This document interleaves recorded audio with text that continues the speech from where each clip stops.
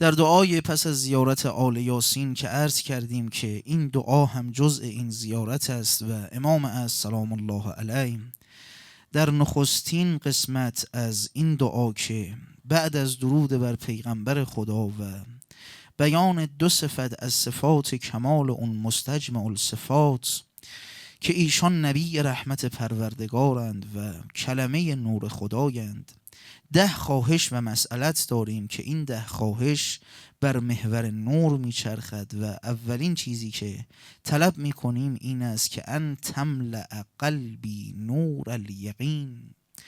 میخواهیم که پر کند دل ما رو با نور یقین، پر کنه از چیزی که در بین همه بندگان کمترین چیزی که تقسیم شده یقین است، ولی از اون جایی که با کریمان کارها دشوار نیست ما میگیم کم یقین رو نمیخوایم، میخوایم ظرف وجود ما رو پر کنی از این یقین.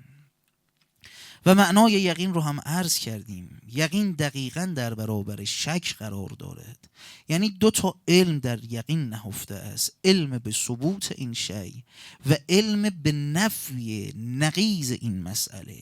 علم پیدا کنم که همه کاره عالم خداست و از اون طرف علم پیدا کنم که هیچ کسی جز خداوند متعال نمیتواند و بدون اذن اون نمیتواند در عالم تصرفی داشته باشد و از این قبیل معلوماتی که در حیات دنیای خودمون با بهش احتیاج داریم و نیاز داریم.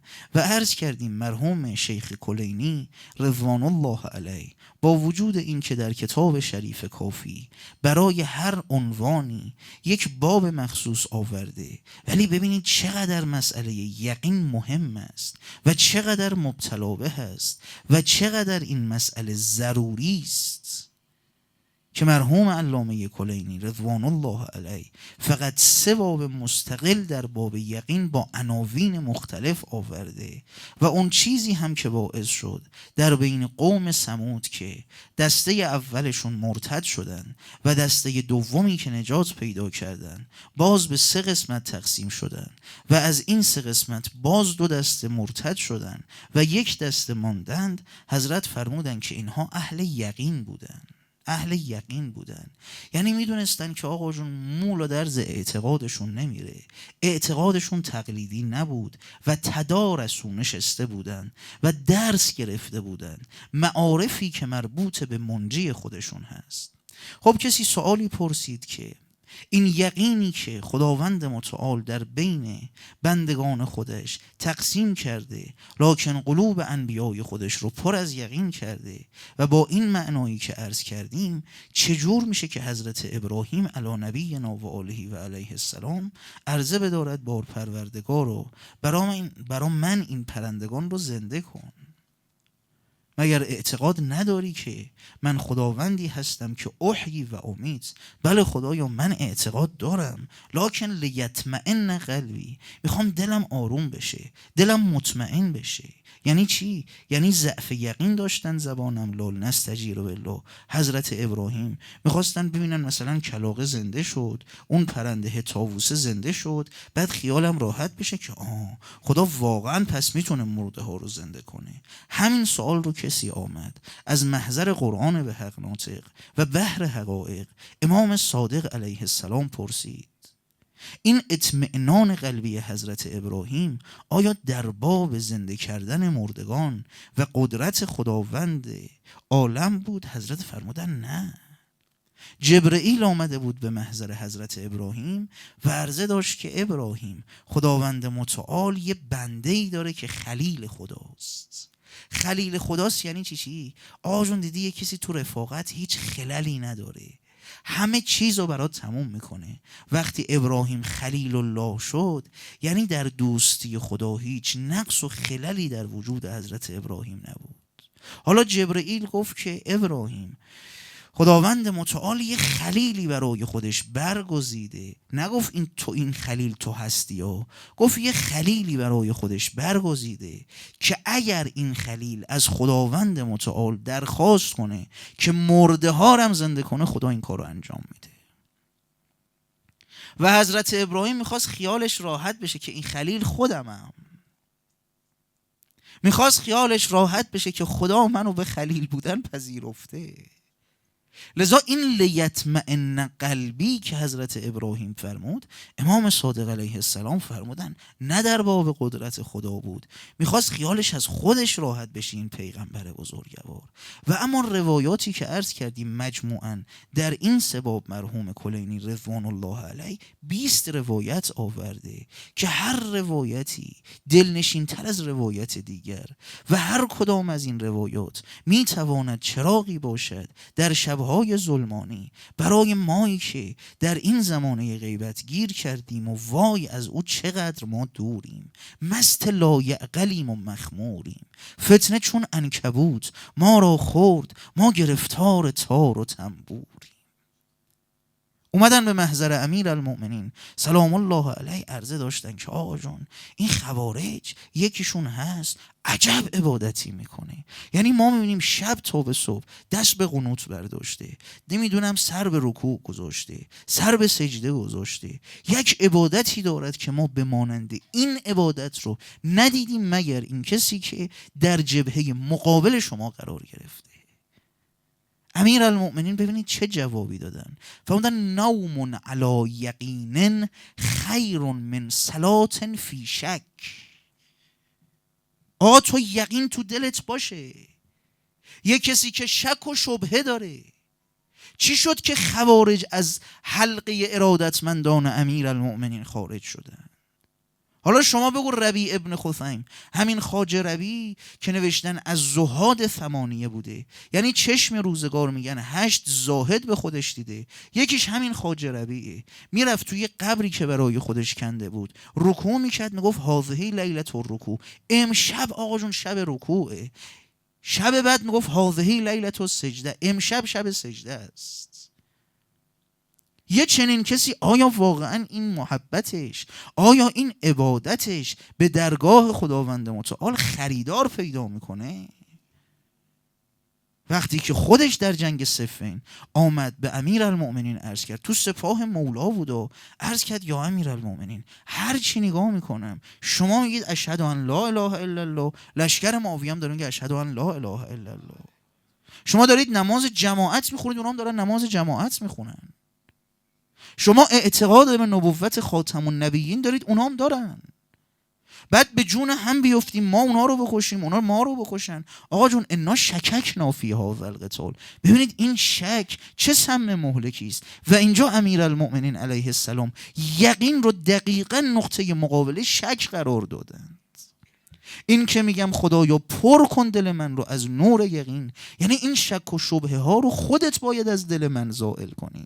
یعنی خدایا من زورم نمیرسه، یعنی خدایا من ضعیفم، ورحم عبدک الجاهل، به عبد جاهل شکاکه در مسیر هلاکت خودت رحم کن خدایا. گفت انا شککنا فی هذا القتال. امیرالمؤمنین علیه السلام هم مثل ما نیستن. امیرالمؤمنین علیه السلام هم مثل ما نیستن که بخوان دور و برشون رو شلوغ کنن. حضرت فرمودن اگه شک کردی برو. یعنی چی برداشت کردی؟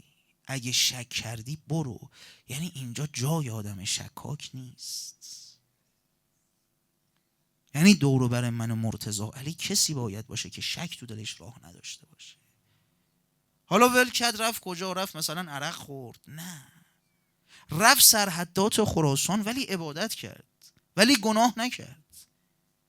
یه بار فقط یه عمل ازش صادر شد که پشیمون شد، گفت کاش این کارو نکرده بودم. اون کارش چی بود؟ بهش خبر دادن قتل الحسین و به کربلا عطشانا، نشست گفت وای که امام حسین رو کشتن. بعد پشیمون شد که چرا من حسرت خوردم امام حسین رو کشتن، به جای این حسرت میتونستم یه سجده دیگه برم. لذا فرمودن آقا اهل یقین باش، بخوابی بالاتر است از این که عبادت کنی و شبهه در دلت باشه، شک در دلت باشه. نوم علی یقین، و من چجور باید به این یقین برسم؟ ببینید خیلی چیزا مؤثره. همنشین تو از تو به باید، نمیدونم این که در مکتب اهل بیت علیهم السلام زانو بزنم. ولی مهمترین مسئله در این دعا دارن یادمون میدن که آقا جون از گدا جز گدایی نیاید و از خدا جز خدایی نشاید. یعنی دست دراز کن، بگو یا صاحب الزمان ماه رمضان است، یا صاحب الزمان من به ابروی کجت سخت پناهنده شدم، می شود تیغ کجی نیز پناهی گاهی. امام صادق علیه السلام فرمودن الیقین، این یقین تو رو به کجا میتونه برسونه؟ همه اینا رو دارم عرض میکنم که تش آقا جون یه بار از ته دلمون ما اینجور دعا کنیم، یه بار از اعماق وجودمون بریم حرم حضرت معصومه سلام الله علیها، صورت رو خاک بگذاریم، بگیم آقا جون تالا شاید اگر من نگفتم بیبی جان یا حضرت معصومه، شاید تالا اینو ازتون طلب نکردم چون نمیدونستم که این نعمت یقین نعمتی است که به هر کس ندهند. الیقین آدم رو به کجا میرساند؟ یوصل العبد الی حال سنی و مقام عجیب، چیزی که برای امام صادق عجیبه. یعنی به یه مقامی میرسونن تو رو، به یک جایگاه والایی میرسونن. منظور از عجیب نه که برای حضرت، در کلام حضرت تعبیر به عجیب کردن. بعد امیر المؤمنین سلام الله علیه فرمودن واسأل الله الیقین، اگه اینو میخوای از خدا طلب کن. ورغبوا الیه، رغبت در یقین پیدا کن، یعنی میل بهش داشته باش. چون من تا احساس گشنگی نکنم که نمیرم سراغ غذا، تا احساس تشنگی نکنم که نمیرم سراغ آب، تا احساس نسبت به یقین پیدا نکنم که از خدا طلب نمی کنم. یعنی احساس کن که نیاز داری به این مسئله، لذا وقتی که احساس کردی از خدا طلب کن، اما اینو بخوای که فی عافیت، در عافیت اینو به تو بده. دیدی در دعای عالیت المزامل از خدا چی میخواییم؟ اللهم ارزقنی عقلا کاملا و لبا راجحا و ادبا بارعا. درسته؟ یک به یک این خواهش ها رو میکنیم، بعدش میگیم وجعل ذالک کله لی ولا تجعله علی. خدایا این عقل کاملم میتونه بر علیه من باشه، این لب راجح هم میتونه بر علیه من باشه، یعنی عقلم کامل بشه ولی از بالا به پایین نگاه کنم. لذا فرمودن اگر یقین رو هم خواستی، مولا فرمودن فی عافیتن بخوا که یقین داشته باشی، اما در عافیت یقین داشته باشی. یه دفعه دیدی آقا جون همین علم منو زمینم زد، یه دفعه دیدی که بکای من، تو بعضی از روایات داره که یه بنده این نماز شب میخونه، چون که خداوند متعال میدونه این نماز شب جهنمیش میکنه، یه کاری میکنه خوابش میبره، از نماز شبش غافل میشه، قضا میشه نماز شبش. میگفتم آقا جون مگه نماز شب کسی رو جهنمی میکنه؟ فرمودن این که نماز شب میخونه صبح بلند میشه، به هر کی نگاه میکنه میگه اینو نگاه کن، خواب بود تا صبح، ما نماز شب خوندیم. نگاه از بالا به پایین. لذا خدا به خاطر این که نمیخواهد بندش به راه دیگری غیر از راه حقیقت قدم بگذاره، فرمودن کاری میکنه خدا که نماز شب از دستش بره. فرمودن یقین هم که میخوای در عافیت یقین رو بخوا، فان اجل النعمت العافیه، مهمترین نعمت عافیت است. و خیر ما دار فی القلب، بهترین چیزی که تو قلب حرکت میکنه و ساکن میشه چیه؟ الیقین.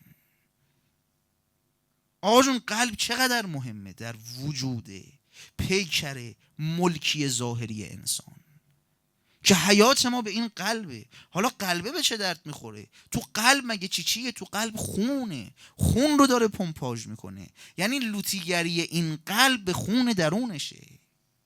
و عرض کردیم که قلب در روایات اهل بیت علیهم السلام یعنی روح، یعنی من بودن من، یعنی حقیقت من، یعنی شخصیت من، یعنی خود من. و مهمترین گوهری که در صندوق وجودی من هست چیه؟ الیقین است. و در وصایای امام باقر علیه السلام به جناب جابر جعفی فرمودن لا نور کنور الیقین، در بین همه این انوار، این 10 تا نوری که تازه ما تو این دعا داریم طلب میکنیم، بودن هیچ نوری به مانند نور یقین تو رو منورت نمیکنه. ولا یقین، حالا ادامهش، هیچ نوری مثل نور یقین نیست و هیچ یقینی نیست که استصغار که دنیا، به مانند این که تو دنیا در چشمت کوچیک باشه. یعنی میوه درخت یقین اینه که دنیا رو هیچی حساب نمی کنی، برای شپش یخت رو پاره نمی کنی، برای دنیا خودتو به آب و آتیش نمیزنی. و اینی که ما غم و غصه امام زمان رو نمیخوریم، میدونی چیه علتش؟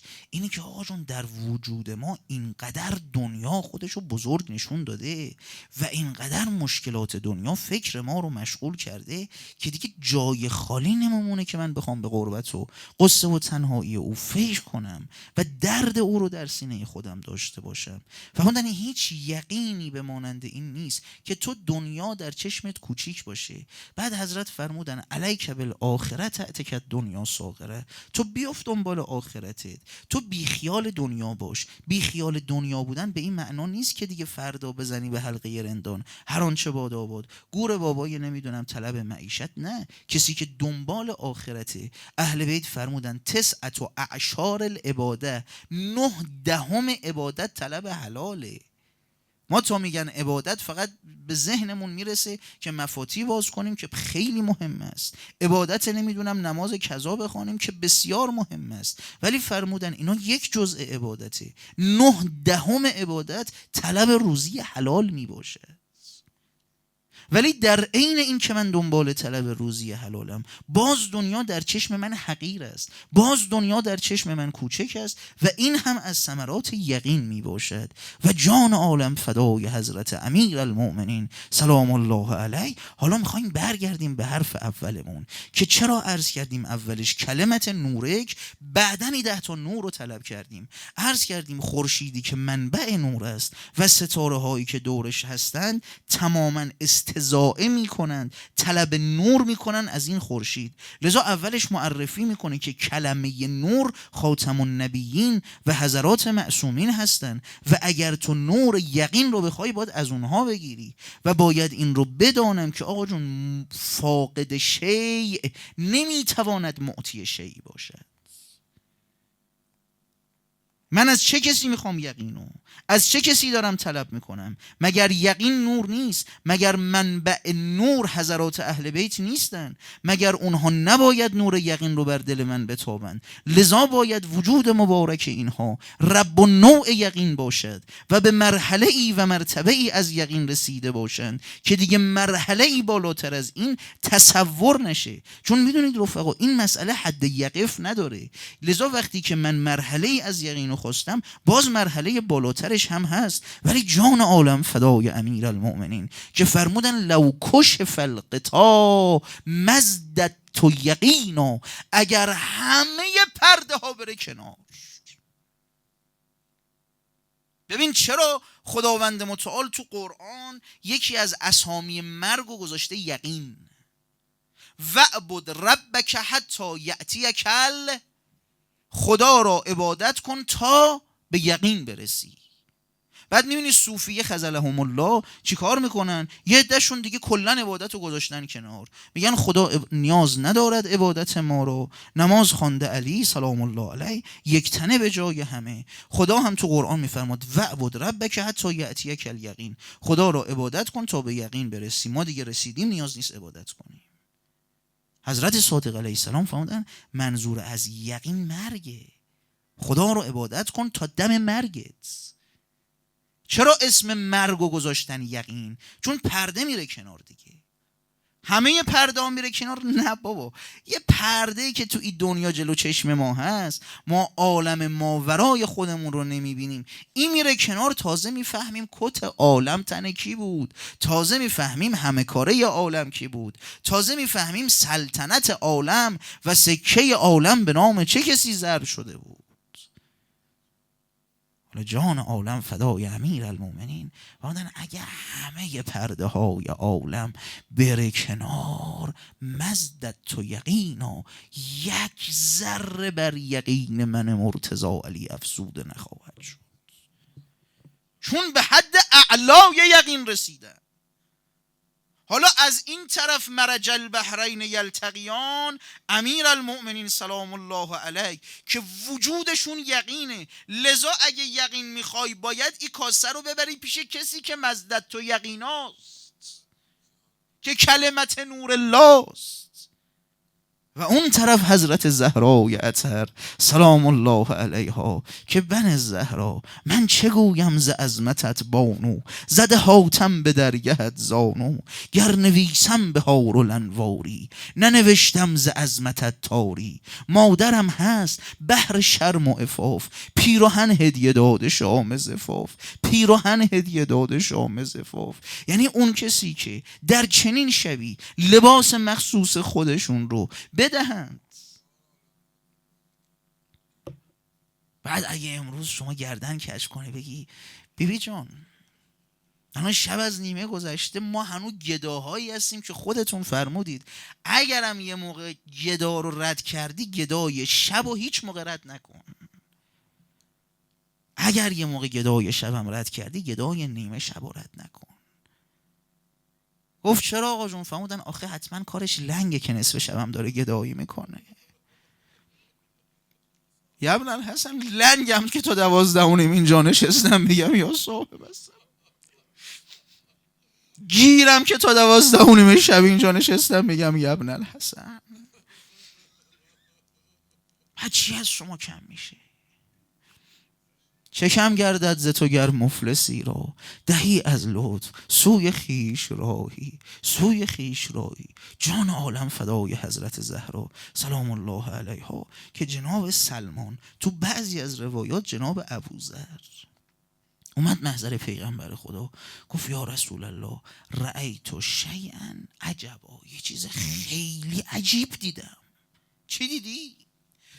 گفت یا رسول الله داشتم رد می شدم، چشم افتاد به حیات منزل حضرت زهرا سلام الله علیها، دیدم سنگ آسیاب خودش داره میچرخه بدون اینکه کسی دست بهش گرفته باشه. این سنگ داره میچرخه. بعد جواب پیغمبر رو ببینید. این روایت آقا جون شاید حالا 10 بار شنیدی، ولی حالا بیا ریزبینانه بهش نگاه کن. حضرت فرمودن ان ابنتی فاطمه، دخترم سیدت النساء، ملأ الله قلبها و جوارحها ایمانا و یقینا.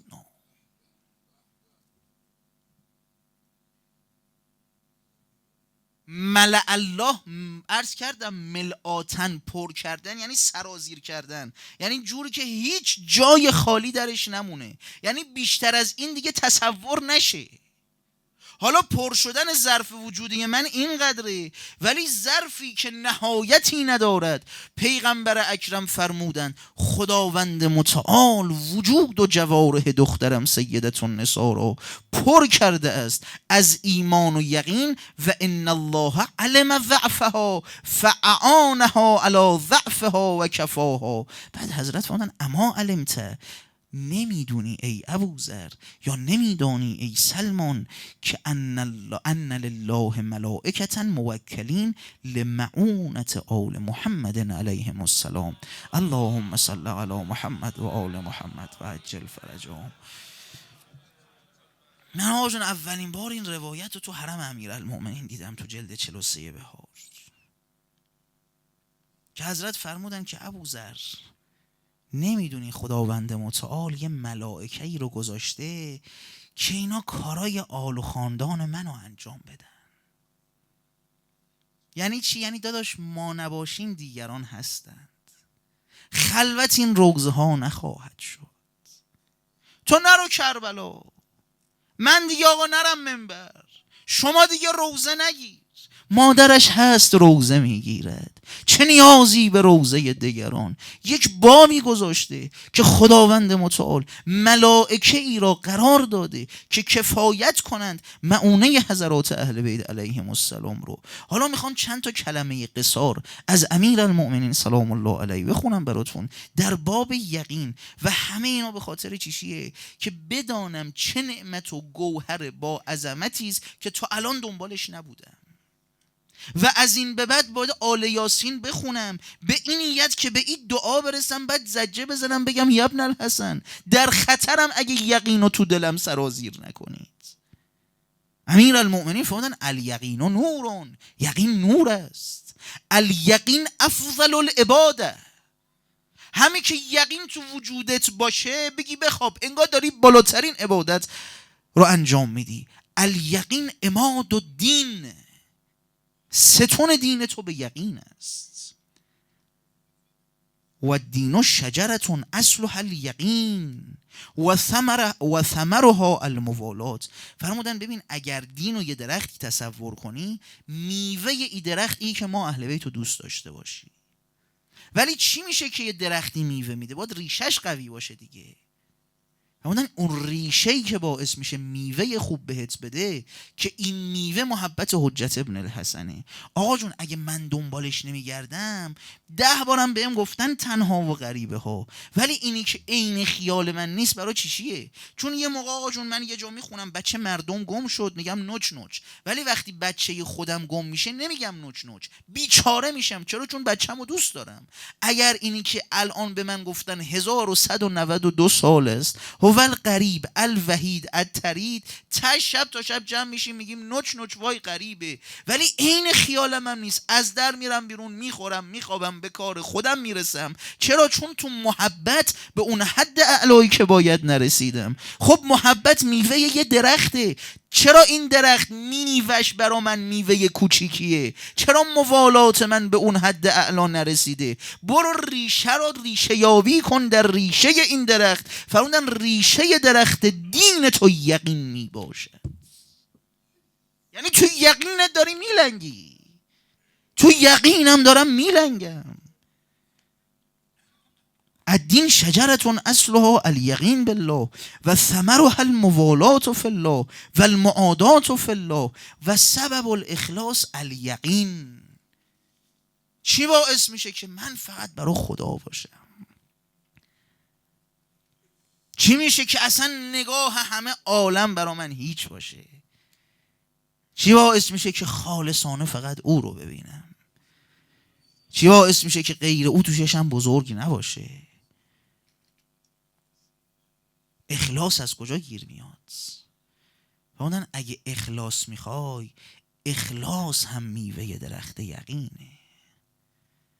وقتی یقین داشتی که بابا همه کار اوه، وقتی یقین داشتی اگه او بخواد عالم و غلامت میکنه. این مثال رو بارها عرض کردم. او کسی که رفت در طلا فروشیه دید عجب طلاهایی ولی پول نداشت بخره. گفت اگه طلا فروشه مال من بشه همه اینا میشه مال من. اگه حجت ابن الحسن سلطان سلاطین عالم مال تو بشه عالم گردنشون در برابرت کج میشه. دیگه نگاه مردم سنار برامون ارزش نداره. چی میشه که به اینجا برسم؟ الیقین. حالا من از کجا بفهمم که چقدر از این گوهر گرانبها رو تالا تو قلب وجود من ریختن؟ الان بسم الله بعد از این که 2 شبه داریم در اهمیت یقین صحبت میکنیم، بسم الله حالا میخوایم کارگاهی عملی بشینیم. من از خودم الان حساب بکشم، شما هم از خودتون حساب بکشید. اگه ببینم تعطیلم تو این نعمت یعنی خیلی در معرض خطرم و امشب خیلی باید زجه بزنم بگم ابوالفضل ابوالفضل ابوالفضل. شما یقین رو در وجود من نهادینه کنید. یستدل علی الیقین، استدلال می شود بر یقین. یعنی اگه میخوای بدونی یقین داری یا نه، ببین یه چند تا مسئله اگه تو وجودت هست یقین هست، اگه کمه یقین کمه، اگه زیاده یقین زیاده. 1 به قصر العمل، عمل با الف، آرزو. اما اگه آرزوهای طول و درازدار نداری، او من اینو بخرم، بعد این بشه مال من، بعد این کارو کنم، بعد اونجوری. آرزوهایی که آقا جون آدمو بیچاره میکنه. آدم اگه آرزوهای طولانی داری، حاج آقا من آرزوهام اینه که مثلا پول داشته باشم برم برای امام حسین این روزه رو بگیرم. الان به اندازه خودت همون روزه‌ای که میخوان ازت بگیر. نه آقا من داشته باشم مثلا هر ماه 1000 تا رو بفرستم کربلا. الان داری 1 نفر رو بفرستی کربلا، همین 1 نفر رو بفرست. یعنی شیطون برای ما مذهبیان به سبب که خودمون میاد آرزو سازی میکنه دیگه. من پول داشته باشم 110 تا حسینیه بزنم. حالا نداری؟ خونه خودت یه اتاق داری؟ صبح تا صبح بشین بگو مسلمانان حسین مادر ندارد، بعد اولین مستمع مجلس پرفیض حسین مادرش حضرت زهراست، خدا میداند. به قصر العمل. اگه آرزوهای طولانی داری بدون یقینت خیلی کمه. اگر نه بابا آرزو چیه؟ دلم جز هوایت حریمی ندارد. اگر دیدی تنها آرزوی تو اوه، بدون نه یه چیزهایی از یقین رو بهت چشوندن. والاخلاص فی العمل. اگه دیدم که این فلانی داره منو نگاه میکنه، این منو ببینه، چند نفر منو دیدن، چقدر دیده شدم که الان دنیای ما شده دنیای دیده شدن. چرا؟ چون یقین از بین رفته. اخلاص فی العمل علامت اینه که یقین تو وجود منه، که فهمیدم بابا نگاه مردم اصلا برای من اثری نداره. سوم و زهد فی دنیا. از کجا بفهمم که یقین دارم؟ اگه دیدی زهد تو دنیا داری. زهد یعنی چی؟ یعنی آقا جون من لباسم خیلی در نه قربونت برم، یعنی این که من مثلا خیلی فقیر باشم به این نمیگن زهد. زهد یعنی به اون چیزی که خدا داده راضی باش. بعد یه روایت دیگه هم عجیب از پیغمبر اکرم و اون معنای زهد اینه، همون جور که خیلی عجیبه هیچ کسی ندیدم زهد رو اینجور معنا کنه. بعدن زهد یعنی این، همون جور که از اون جیفه ای که اشتد نتنها، از اون جیفه و از اون جنازه ای که بوی گند گرفته، نمیدونم تا حالا دیدی یا نه، جنازه ای که بوی گند گرفته باشه باید ازش فرار کنی. همین جور که از این جنازه ای که بوی گند گرفته فرار میکنی. و اون که زهد یعنی این که از فضول کلام، از حرف زدن زیاد فرار کنی. یعنی چاک دهن باز نباشه، از صبح تحلیل تمام امور عالم رو بخوام تحلیل کنم. و باز ریشه اینی که من زهد دارم یا ندارم الیقین، یقین می باشد. لذا وقتی که اینقدر مهم شد، امام از سلام الله علیه به مرحوم حمیری فرمودن اول اذا اردت التوجه بنا الی الله و الینا فقولوا کما قال الله. اول بشین دست بذار رو سینت بگو سلام علی آل یاسین، السلام علیک یا داعی الله و ربانی آیاته. تمرکز کن، توجه کن به وجود زیجود، حقیقت وجود، اعلی حضرت عالم وجود امام از سلام الله علیه. بعد توجهت که کامل شد، خدا رو به حق خاتم النبیین قسم بده، اون پیغمبری که حقیقت و کلمه نور است. بعد ازش بخوا که ان تملأ قلبی نورل، خدایا قلب ما رو پر از نور یقین بفرما.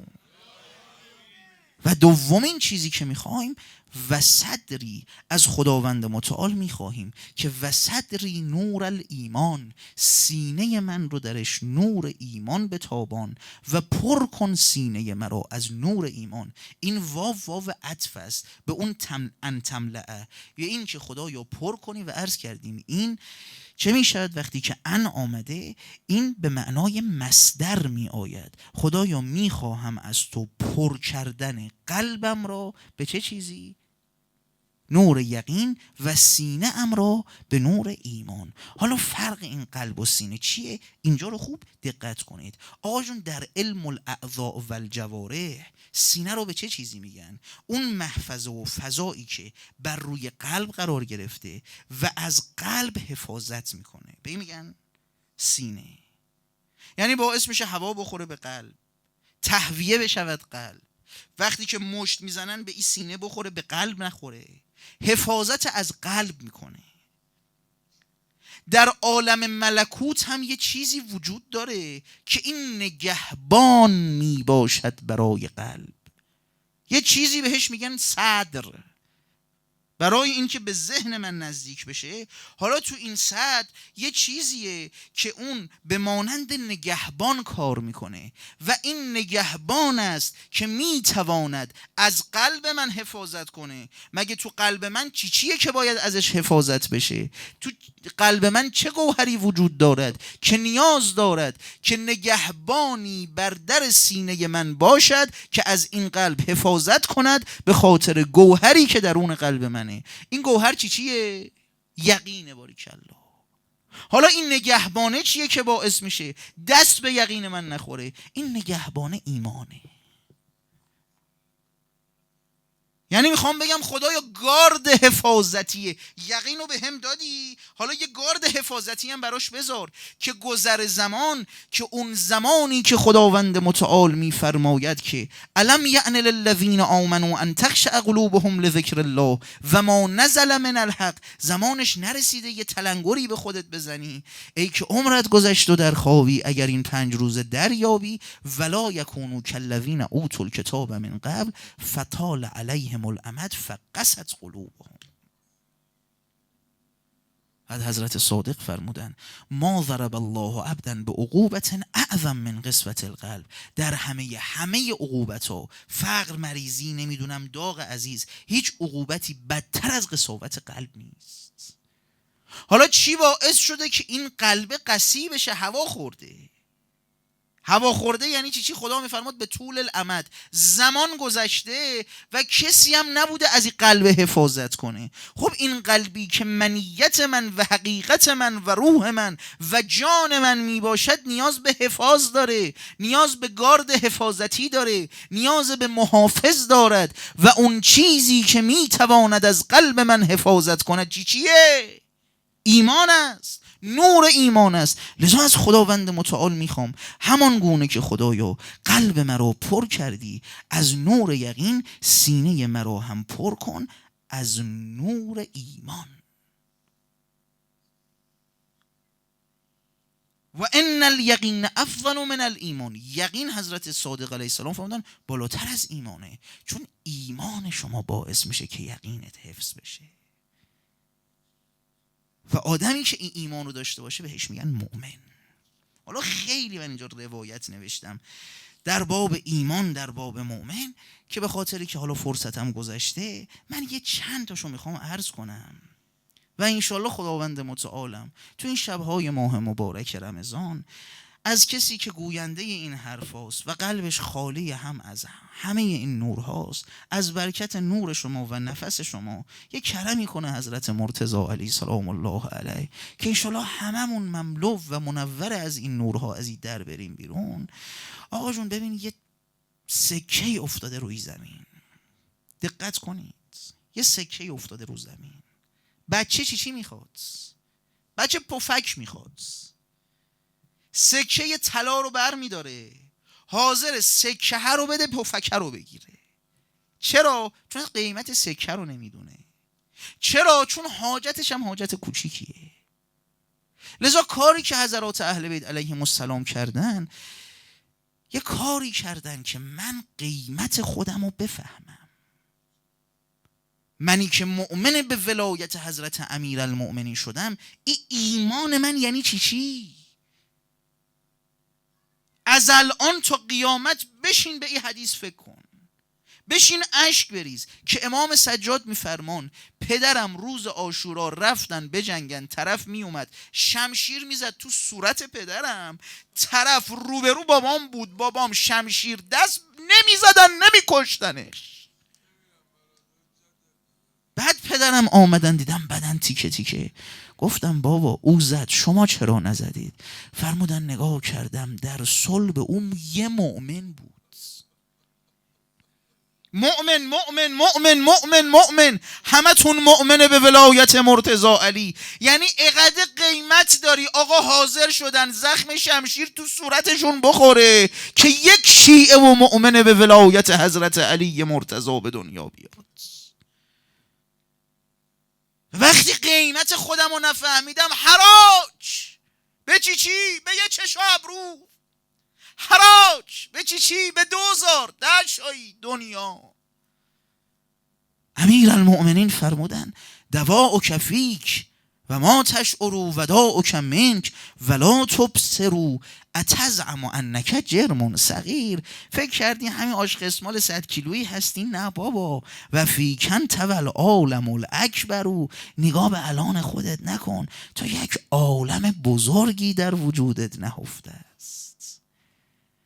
لذا بچه ها رو باید آگاهش کرد. بچه جون این سکه طلاست، بچه جون خیلی قیمتش بیشتر از ایناست و باید من خودم رو آگاه کنم که بچه جون این گوهر ولای امیر المؤمنین رو به هر کس ندهن، به تو دادن، نفروشش. الان چند تا آدم خدا وکیلی این عالم با این عظمت چند تاشون الان دارن میگن ابن الحسن؟ چند تاشون دارن میگن ز اعماق قرون در بین جمعیت تو رو دیدیم، تو هم ای ناز مطلق از همان بالا ببین ما را، انتخابمون کردی ولی نمیفهمم چی به هم دادی.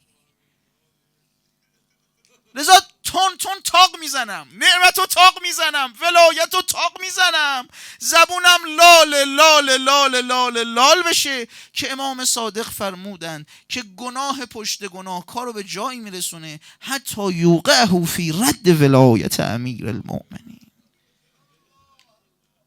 نمیدونم ایمان چیه دیگه، هی خودمو میکنم تو لجن گناه در میارم، هی میکنم تو نجاست گناه در میارم، تش میگن این دلش دیگه نمیتونه ظرف ولایت باشه. امام صادق فرمودن یوقعه فی رد ولایت امیر المؤمنین. مؤمن محب مرتضی علی قیمت چنه؟ چند میارزی؟ که اومد پیش امام صادق و ندارم. فرمودن نگو نداری بابا، من که میدونم داری الکی میگی ندارم، ادا نداره رو در میاری. واقعا یعنی دروغ میگم؟ فرمودن دروغ نمیگی ولی داری. آقا تو کوفه فقیرتر از من نیست. حضرت فرمودن بهت ثابت میکنم تو کوفه غنیتر از تو نیست. آقا 3 روز هیچی نخوردم، زن و بچه‌م روم نمیشه برم تو خونه، از گشنگی اینا خجالتشون رو میکشم، بعد من غنیترین آدم کوفه هستم. حضرت فرمودن که یه سوال ازت میپرسم، یه خونه بهت بدم ولایتمون رو ازت بگیرم؟ گفت نه آقا، یه خونه بدی، یه خونه گیرم بیاد دست از ولایتتون بردارم. فرمودن 2 تا خونه، 10 تا خونه؟ نه. کل کوفه؟ نه. نصف زمین؟ نه. همه زمین؟ نه. تمام عالم رو بهت بدم حاضری دست از ولایت ما برداری؟ گفت نه. فرمودن دیدی یه گوهری داری که عالم رو بخوان در یک کفه یه ترازو بذارن، گوهر تو رو طرف مقابل بذارن، گوهر تو به همش میچربه. این عیارتون اینه. به چی فروختیش؟ به چی فروختمش؟ به چشم و ابرو؟ به چرخوندن زبون به قیمتت آبروی شیعه مرتضی علی رو بردن؟ به دروغ؟ به غیبت؟ به چی؟ امام صادق علیه السلام فرمودن مردم نمیتونن کنه خدا رو بفهمن. به خدا با خجالت دارم این حرفا رو میزنم و این حرفا به منزله التماس در خونه امام زمانه.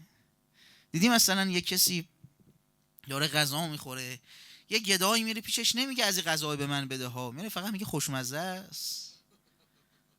یعنی چی؟ یعنی منم دلم میخواد. یا ابن الحسن یقین داشتن چجوریه؟ ایمان چطوره؟ یعنی دلمون میخواد قربونتون برم، ما گداییم و مستمند توییم. گوش کنید حالا. فرمودن خدا کنه صفاتش رو نمیشه فهمید.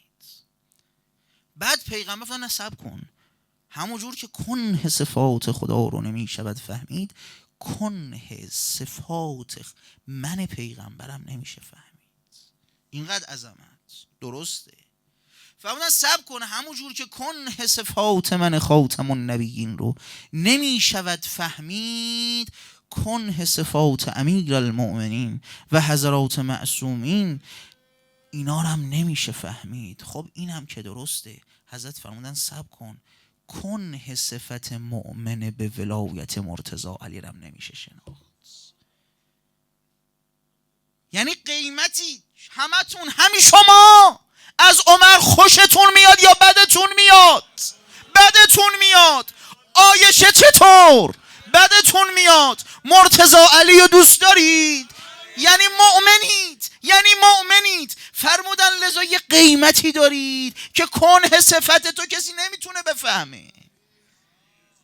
نفروشی، خیلی میارزه. بعد فرمودن تو خط ولایت اگه بودی، ولایت یعنی بله قربان الشیعة من شایع علی، فرمودن تو این خط باش، اعتقاداتت که الحمدلله درست از برکت مولا، تو این زمانه دین فروشی الحمدلله. حالا چه شرم حواست باشه، زبونم باشه، اخلاقم باشه، غضبم باشه، شهوتم باشه، نمیتونی یا بگو یا ابن الحسن نمیتونم کمکت میکنه. بعد که اینطور شد فرمودن ان المؤمن لیخشع له کل شیء حتی هوام الارض و سباها و طیر السما. فرمودن بابا درنده های تو کوه و بیابون خاشع در برابر مؤمن به ولایت مرتضی علیه. حرف باد حواس بگو شیخ، نه بابا قربونت برم. اومد جویریه محضر امیرالمؤمنین سلام الله علیه. آقا جویریه از او دوست داشتنی هاست. چرا میگم از اون دوست داشتنی هاست؟ چون چند بار نصف شب بلند شده بود، اومده بود در خونه مولا رو در زده بود، گفته بود ایها النائم استیقظ، مولا رو کشونده بود دم در. مولا فرمودن چته جویریه؟ گفته بود مولا خواب بودم، از دلتنگیتون از خواب پریدم. تا حالا شده از دندون درد از خواب بپری؟ شده؟ من شده. سردرد، دل درد، از قصه امام زمان چطور؟ نه. ولی جویریه بلند شد گفت آقا دلم براتون تنگ شده بود از خواب پریدم، اینقدر دردش زیاد بود. مولا فرمودن جویریه الان نماز مغرب و عشا رو پشت سرم خوندی؟ قاره دیگه. فرمودن خب تازه منو دیدی. قربونتون برم عجب حلوای قندی تو، دلم تنگتون شد. خب دیگه یا امیرالمؤمنین حق بدید بهم.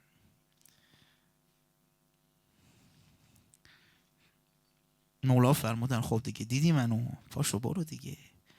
چرا وایسادی نمیری؟ چرا گریه میکنی جویریه؟ آقای چه حرفی بود تو مسجد رو منبر زدید؟ کدوم حرفم؟ که گفتید یه روزی تو محراب همین مسجد محاسنتون از خون فرق سرتون خضاب میکنن، من مرده باشم کسی چپ نگاه آقام کنه. مولا فرمودن جویریه اون روز 4 دست و پای تو رو در راه محبت من قطع کردن، گاهش خیالم راحت شد که منم قربونتون میرم، حالا دیگه میرم میخوابم یا امیرالمؤمنین. از بس دوست داشتنی این جویریه یه روز اومد پیش مولا گفت آقا من میخوام برم سفر، دارم میرم فلان منطقه. حضرت فرمودن که مسیر گذرت از فلان بیابونه؟ گفت بله آقا از اینجا باید رد شم. من نمیدون اینجا خیلی درنده داره، سبع داره، شیر داره، میخوای بری از اینجا؟ گفت چی کار کنم آقا؟ نرم؟ فرمودن نه برو. خب آقا بهم حمله کنن چطور؟ فرمودن مگه تو شیعه ما نیستی؟ مگه محب اسدالله نیستی؟ دلدادگان اسدالله که از اسد نمیترسن، محبین شیر خدا که از شیر نمیترسن. بگو یا علی برو. میگه رفت و برگشت تا اومد محضر مولا. فرمودن خب جویریه میگی یا بگم؟ آقا بگم براتون. رفتیم آقا جون توی بیابون شب تاریک ظلمانی. بعد مولان بهش فرموده بودن که این شیرا که بهت حمله کردن کردن بگو انا احب علی ابن ابی طالب. گاه رسیدم شیرا حمله کردن، نزدیک من شدن، یه دفعه یادم به فرمایش شما افتاد، سینه رو قرص دادم جلو، گفتم چیه؟ انا احب علی ابن ابی طالب علیه السلام.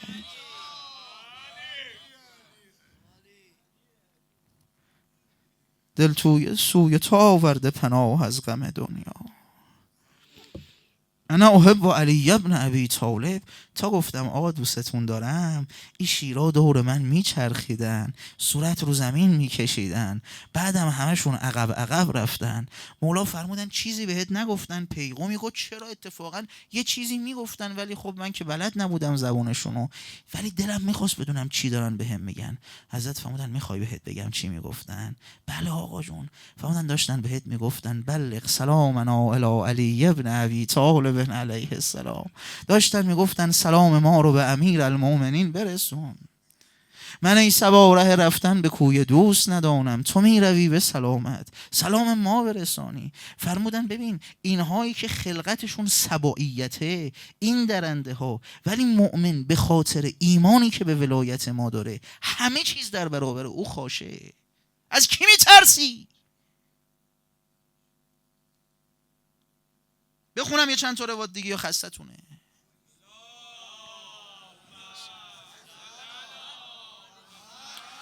فرمودن آقا جون خدا عذاب نمی کند او آبادی که توش 100 تا مؤمن باشه. خدا عذاب. گفتم آقا 100 تا مؤمن دیگه از فرمودن 100 تا چیه 50 تا؟ گفتم فرمودن 10 تا. فرمودن اون آبادی که توش یه مؤمن باشه عذاب ازش برداشته میشه. همین قوم زکریا ابن آدم حضرت رضا مگه نفرمودن اگر که گرفتاری از این مردم برطرف میشه به خاطر یه نفر دلداده واقعی امیرالمومنین، یه دونه مؤمن. و خیلی روایت اینجا زیاده. پیغمبر اکرم چشمشون به کعبه افتاد، فرمودن مرحبا بالبیت ما اعظمک و اعظم حرمتک. چقدر کعبه تو با عظمتی، والله للمؤمن اعظم حرمتا منک. کعبه چقدر تو با عظمتی، ولی مؤمن به ولایت مرتضی علی از تو حرمتش بیشتره. بعد خیلی عجیبه ها، اینی که دارم میگم اثبات شی نفی معدا نمیکنه و برعکس. ولی دیدم مثلا یه دونه پارچه سبز رو که خیلی مهمه آقا جون بره تو حرم ابی عبدالله بیاد تقدسی دارد به مانند تقدس مقدسات. خب ولی خیلی عالی، یه پارچه رو کشیدی رو ذریح ارباب، رو چشت هم میذاری که درسته، ولی مثلا زن و بچت اینا تو دلشون محبت مرتضی علی نیست، اینا تقدس ندارن، فقط اون پارچه تقدس داشت. زبون خودت که شب تا صبح میگه حسین حسین حسین، این زبون مقدس نیست، به هر کثافتی آلودش میکنم. این پارچه فقط پارچه مقدسه ها، نمیخوام بگم نیست، ولی این دستی که خورده تو سینم، این دستی که مالیدم به زری، این صورتی که گذاشتم رو ذریح ابی عبدالله، این باید بره تو گناه، این حرمت شکسته نمیشه. زن و بچه من تبرک نیست وجودشون به محبت مرتضی علی نیست. فرمودن حرمت مؤمن از کعبه بالاتره. چرا؟ فرمودن چون زن سوء هم به مؤمن و محب امیرالمؤمنین کسی حق نداره ببره، گمان بدم حق نداری ببری به مؤمن. حالا خیلی چرا مؤمن و مؤمن نامیدن، روایات دیگر رو اینجا نوشتم که حالا اگه توفیق بشه رزق باشه فردا شب بخونم، اگرم نبود که انشالله دیگه حالا جاهای دیگه. ولی نکته‌ای که هست الان باید عرض کنم دیگه آخر مطالبم اینه، ربط ایمان به نور چیه؟ الان ایمان رو گفتیم، قیمت ایمان هم گفتیم، یقین رو گفتیم، ارتباط یقین و نور رو گفتیم، ولی ارتباط ایمان با نور رو الان باید بگیم و دیگه تموم کنیم. 2 تا 3 تا روایت هم میخونم بسم دیگه. سلیمان جعفری میگه محضر حضرت موسی بن جعفر علیه السلام نشسته بودم، حضرت به من فرمودن اتق فراست المؤمن. این از اون روایت های خاصه که نیاز به توضیح زیاد داره، من میخونم رد میشم. اجمالا آقا جون برای که به عقل ما نزدیک باشه یه چیزایی رو فرمودن. دیدی آقا جون یه نجاری که میخواد یه پر و پنجره رو بسازه، چوبه رو بر میداره با نمیدونم با این چوبه یه پنجره درست میکنه، بعد میکنتش تو حلبی رنگش میکنه، میارتش بیرون. حالا خدا برای اینکه ما بفهمیم بعدن اتق فراست المؤمن لانه لینظر بنور الله. نگاه نکن مؤمن ساده زرنگ داداشون با نور خدا نگاه میکنه. میگه حضرت یه حرفو زدن و دورم شلوغ بود و منم گذاشتم همه رفتم گفتم این ینظر به نور الله من نمیفهمم یعنی چی. حضرت فرمودن خداوند عالم مؤمنو از نور خودش خلق کرد. یعنی چی؟ یعنی رجعت العلیه والافاض الی تطور المن. نه الا طائلات وحدتیا نه. یعنی چی؟ یعنی نوری خداوند متعال خلق کرد که اینو به خودش نسبت داد، بعد تو رو از اون نوره خلق کرد. چجور یه پنجره وقتی میسازی بعد میکنیش تو رنگ درش میاری، چجور رنگت کرد؟ فرمودن تو رو قوتور در رحمتش کرد و درت آورد. قوتور در رحمتت کرد که بتونه زبونت بچرخه به یا حسین گفتن. خلقت تو از نوره. اینی که میگم صدر من رو، سینه من رو پر کن از نور ایمان. عمار صاباتی میگه از حضرت صادق پرسیدم آیا اهل آسمون اهل زمین رو میبینن؟ آسمونی ها اهل زمین ماها رو میبینن؟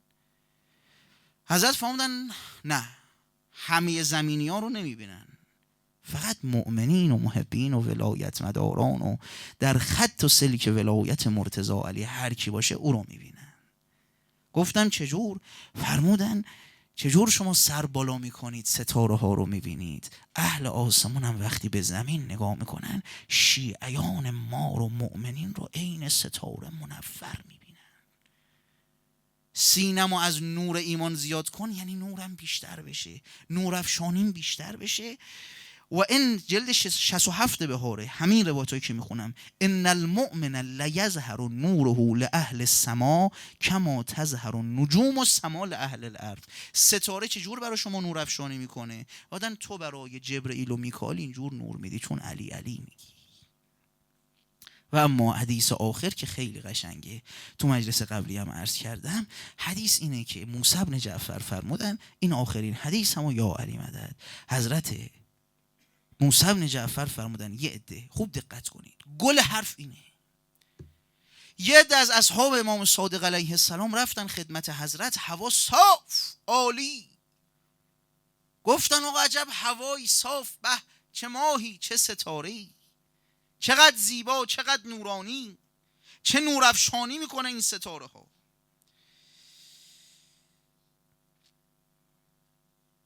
حضرت صادق علیه السلام فرمودن شما اعجاب کردید، خوشتون اومد از نور این آسمون ها، از نور این ستاره ها، جبرئیل و میکائیل و اسرافیل، همینجور که الان شما گفتید به عجب نوری، عجب خورشیدی، عجب ستاره‌ای، اونا از عالم بالا نگاه میکنن میگن به شیعیان مرتضی علی رو ببین، عجب نور افشانی دارن محبین امیر المؤمنین سلام الله علیهم اجمعین، میگویند ما احسن انوار هؤلاء المؤمنین، چقدر اینا خوش نورن، چقدر زیبا و منورن. حالا همه اینا رو عرض کردم، یه ساعت حرف زدم که اینو بگم آقا همتون یه نوری از ولایت مولا دارید، ولی یه کسایی هستن حضرات اهل بیت که بحثشون جدا، یه گروهی اطراف اهل بیتن، خواص اهل بیتن، مثل بنی هاشم. آقا جون اینا دیگه نورشون با همه فرق میکنه. حالا فکر کن تو این بنی هاشم به یه نفر بگن قمر بنی هاشم، یعنی آقا جون اگه جبرئیل و میکائیل از عالم بالا همتون رو ستاره ببینن، ابوالفضل و چی میبینن؟ ماه میبینن. تو را قمر چه بخوانم که ماه را عمریست، ستارگان همه عباس آسمان خوانند. لذا این ورفع از ذکرک فی علیین، اینی که یاد تو یا ابوالفضل در عالم بالا خدا برافراشته و بالا نگاه داشته یاد تو را، از بس که این نور برای اهل آسمان ها نور افشانی می کند. یا صاحب الزمان شنیده ام تو می روی در میان مجلسی که از عمود بین روزه می برند نام را. اینجام عباسیه صاحب الزمانه. والله ان قطعتم یمینی انی احامی ابدا عن دینی و عن امام صادق یقینی نجل النبی طاهر الامینی. دیگه روزه ابوالفضل مقدمه نمیخواد. آی گرفتارا، او گره کور زندگیت که دیدی هیچکی نتونست بازش کنه، امشب بده ابوالفضل ببین چی کار میکنه. یا رب مدد کن این فرس برانم، یا رب مدد کن این فرس برانم، تا آب را به خیمه رسانم. دارم دل شکسته و حزینی، والله ان قطعتم یمینی. عمر زداد میزد دیگه دست نداره، چرا بهش حمله نمی کنید؟ گفت ببین چجور نگاهمون میکنه. گفت هر مله کار خودت فرما حرمله بسهم المحدد المسموم. دستی نبود این سر مبارتو تکون داد، هرچه کرد تیر از چش در بیاره نشد، خم شد بادا کلده زن کلا خود از سر ابوالفضل افتاد. فإذا بعمود الملحد